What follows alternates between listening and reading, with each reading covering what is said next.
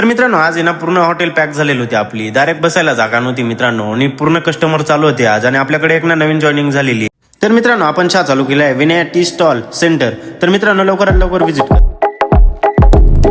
राम राम मित्रांनो, मी तुमचं स्वागत करतो एका नवीन डेली ब्लॉग मध्ये. तर मित्रांनो मी तर निघालो होतो हॉटेलला जाऊन, खूप काम आहे म्हटलं. हॉटेलला तर पोहोचून गेलो होतो, म्हटलं चला आता आधी ना आपल्याला चाय वगैरे ठेवायचा आहे म्हटलं, आणि पूर्ण सेटअप लावायचा आहे म्हटलं. मग सेटअप वगैरे लावून झाला होता माझा मस्त. सेटअप वगैरे लावून पाणीचा जार वगैरे घेऊन आलो होतो मित्रांनो.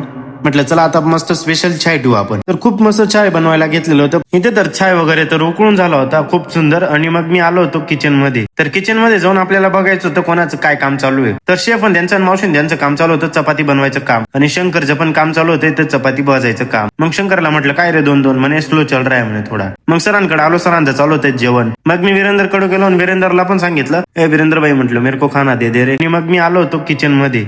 तर किचन मध्ये जाऊन मग शेफ त्यांनी बनवली होती पालक पनीर, आणि मी पण घेतली होती पालक पनीर. तर मस्त जेवण वगैरे करून झालं होतं, आणि रोला त्यांच्याकडे आलो होतो. त्याकडे आलो आणि रोलाची नाटकी सुरू झाल्या. रोला म्हणे माझे पाय दुखत आहे, मला रूम वरती जायचंय म्हणे. म्हटलं पडाय तुला आता रूम वर नाही जाऊ देत म्हटलं मी. तर मित्रांनो आज दिवसभरात तर खूपच थकून गेलेलो होतो. माझी तर डायरेक्ट इच्छाच नव्हती रूम वरती जाण्यासाठी. तर मी निघालो होतो आता मग हर्षल भाऊ त्यांच्यासोबत रूमला जाण्यासाठी. आपल्याला गाडी भेटली होती, मग फुकट पाकट म्हटलं चला आता रूम वरती जाऊन झोपून घेऊ म्हटलं. तर चला मित्रांनो व्हिडिओ वगैरे आवडेल तर लाईक फॉलो शेअर नक्की करून घ्या. बाय मित्रांनो.